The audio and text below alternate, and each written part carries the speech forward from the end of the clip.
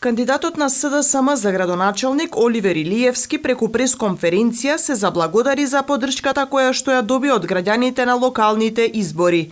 Тој искажа благодарност за мирниот изборен ден. Укажа дека стои на располагање на сите институции, граѓани и СДСМ.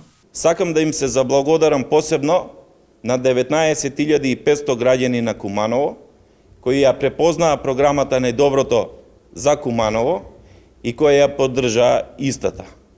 Се надеваме дека најголем дел од таа програма ќе биде остварена во идниот период и најголем дел од проектите ќе бидат прифатени од локалната самоуправа, бидејќи тоа е во интерес на граѓаните.